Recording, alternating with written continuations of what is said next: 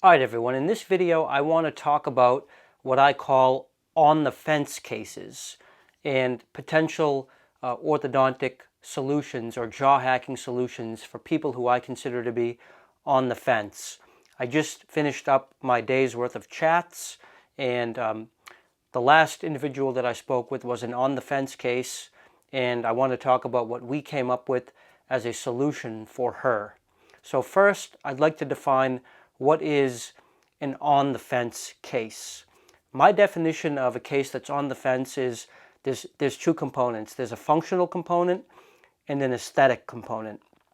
Someone who's on the fence functionally definitely has some breathing issues, usually sleep disordered breathing to some degree, meaning they often wake up with a stuffy nose or with a dry mouth, or they get stuffy noses often in everyday life, or they have a hard time nasal breathing while exercising, or sort of fringe instances where their undersized airway becomes apparent, but they are not handicapped.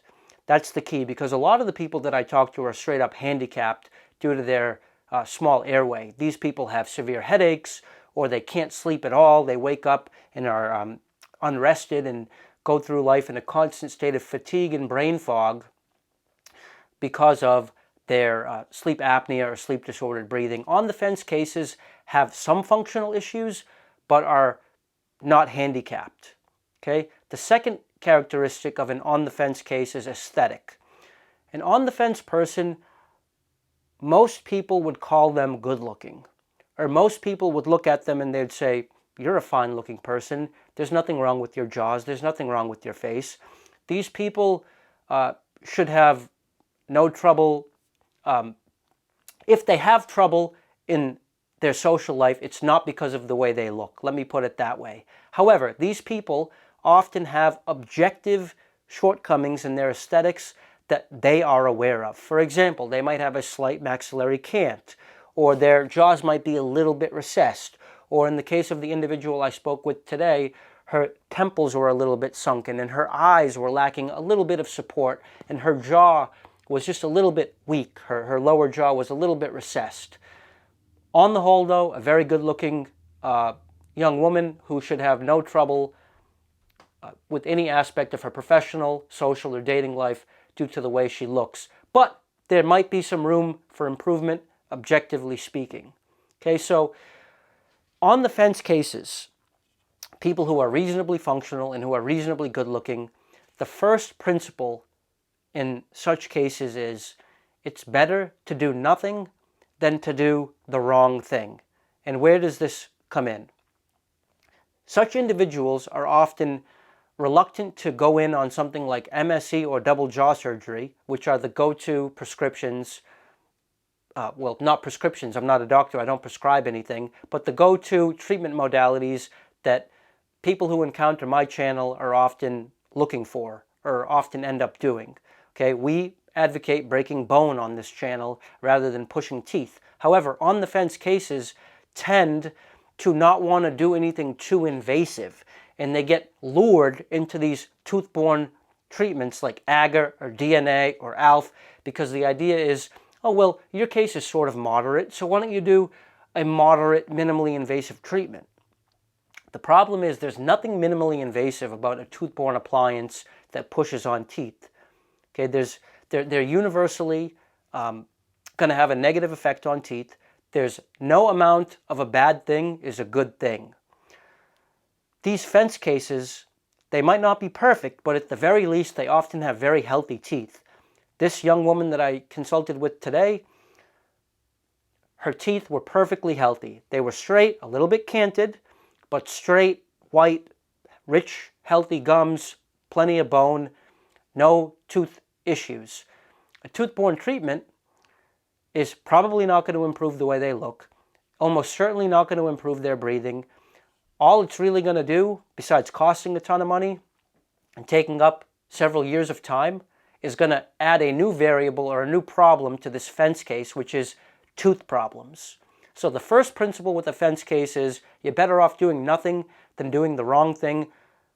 Throw out any toothborne options immediately. You're better off just leaving your mouth alone than you are getting involved in an expensive, dangerous, toothborne appliance. So what is the way forward then for a fence case? Well, what this young woman and I concluded today was MSE done to a very moderate degree, maybe a 4 to 6 millimeter expansion with a very experienced provider. The principle being this: tread carefully. You stand to do more harm than good. Your face already looks fine. You're reasonably healthy. Don't go doing anything too extreme. A moderate MSE treatment has many advantages while limiting, by not overexpanding, you limit the potential downsides of doing an MSE treatment. So what advantages are there to doing even just a moderate amount of MSE expansion, let's say 4 to 6 millimeters? Number one is going to be functional advantages. Number two is going to be aesthetic advantages to that. Number one, functional. Even a moderate amount of MSE expansion can greatly improve our ability to mew. What is mewing?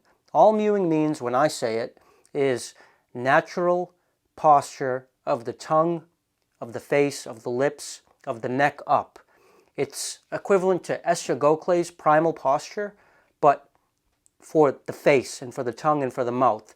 Any natural function that we by nature, by natural law, ordained by God you could say, that we're evolved for, that's what I consider mewing. MSE can make you a better mewer. It can give you a little bit of oral volume, even 4 to 6 millimeters. That's a huge amount of oral volume increase, because remember, in jaw hacking, a millimeter is a mile. 4 to 6 millimeters is going to completely change your own experience of your oral volume. Not to mention that because the roof of the mouth is also the floor of the nose, a 4 to 6 millimeter expansion with MSE is also going to make you a better nasal breather. Increasing oral volume combined with increased nasal volume, that's a recipe for entering a mewing upward spiral, which means that if you put in a little bit of effort combined with this new real estate that you have, you can really, over let's say a 2 to 5 year period following that expansion, have an organic process of continued facial growth, continued proper facial development that results from your own stimuli coming from your tongue, coming from your chewing, coming from your nasal breathing, and it's gonna snowball in a positive direction rather than you continuing to snowball in the negative direction if you're stuck in what I call a mewing downward spiral, where your structures are too small for you to nasal breathe or for you to mew. Okay, that's the functional advantage of even a moderate amount of MSE expansion. How about the aesthetic advantages?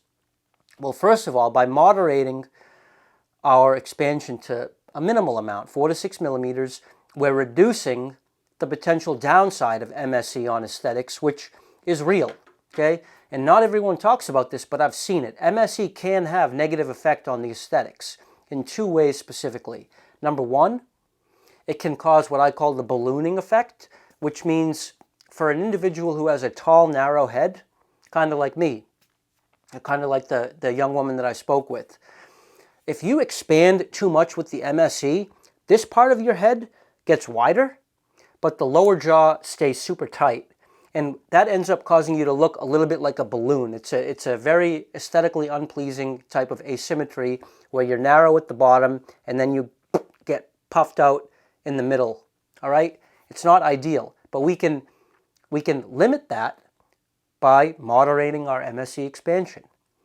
The second positive aesthetic benefit of a moderate MSE expansion is we reduce any potential created asymmetries. Let's say the MSE expands one side more than the other, which is a thing. It's quite common, actually. I've seen it a lot, especially recently. By limiting our expansion, we reduce that phenomenon from getting out of hand. Second, MSE can exacerbate existing asymmetries. So for this young woman, she had a maxillary cant, and MSE can make that worse, especially if it's installed incorrectly at an angle. That MSE might push the side that's already down even further down. It's possible. By moderating our MSE expansion, any any magnification of existing flaws is going to be restricted. All right. Third, let's look at a guaranteed positive aesthetic benefit of MSE. Forget about minimizing potential negative aesthetic effects. Let's talk about a positive effect that we're going to get with even a moderate amount of MSE expansion, and that's the widening of our upper arch and the resulting positive effect that that has on our smile. Now, the smile, in my opinion, is one of the most underrated aspects of aesthetics. People focus too much on hollowed out cheeks and side profile. Well, actually, in my opinion, the smile is the most important element of aesthetics because that's the first impression that we make on people when we meet them. You go out, you meet someone, hey, how you doing? Boom, you beam your smile at them. Naturally, we tend to look down at people's smiles, probably because of all those big pearly white teeth. Or in the case of a bad smile, it can be a disgusting thing that we're drawn to. Well, a little bit of MSE expansion can give you a little bit more of a Hollywood, broad smile. It can reduce your buccal corridors, which are the dark triangles that you see in the sides of a person's smile if their maxilla is really narrow. 4 to 6 millimeters of MSE takes you in the right direction with regards to your smile. That's it for positive aesthetic benefits of MSE. Let's talk about one last kind of positive effect that we get from a moderate MSE expansion, and that is this. It gives you an opportunity to correct other miscellaneous orthodontic issues that you might have. What do I mean? Well, anytime you do MSE, you have to do a subsequent round of orthodontics, whether that be Invisalign, or whether that be braces, or like me, Brius lingual braces, which are braces on the inside of my teeth. You make a mess with MSE, now you got to clean it up. So, if you have other issues with your teeth, let's say your teeth are a little bit crooked, or in the case of the woman that I spoke with, she had a maxillary cant, which means that her smile line was tilted. The right side of her mouth was a little bit lower than the left. This is the perfect type of imperfection that you can correct as part of your MSE orthodontics. Why is that? Because MSE providers tend to be equipped to correct maxillary cants. Why is that? Because to fix a maxillary cant, it's very difficult for a regular orthodontist. But when you use TADs, it actually makes it quite straightforward. Basically, what is a TAD? A TAD is a temporary anchorage device. It's a screw that goes into your maxillary bone. You literally screw it into your bone, and then that serves as an orthodontic anchor. And that orthodontic anchor allows you to do all sorts of tooth movements without having to depend on using other teeth as anchors. So it gives you better leverage, lets you pull in different directions. For example, in this case, up. The way we correct a maxillary cant is by putting TADs on the buccal side of the maxilla where the cant is lower. So that means you put the screws on the lip side of your maxilla and on the side that's lower. So in the case of this young woman, it would be on the right side. Then you tie the TAD to the teeth on the lower side using elastics, and then the elastics connected to the TADs intrude that side, pull them up until you have a flattened smile line and the cant is corrected. All right, so fixing miscellaneous orthodontic issues such as a maxillary cant would be another benefit of doing just a moderate MSE expansion. And that's it on my video for fence cases, people who aren't sure whether they should go into treatment. Principle number 1, avoid harm. Better to do nothing than to do the wrong thing. Number 2, if you're going to do something, let it be perhaps a moderate MSE treatment, 4 to 6 millimeters with an experienced provider who you are sure is not going to make you worse.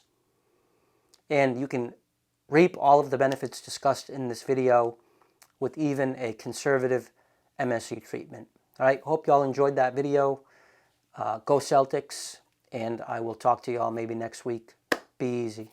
Peace.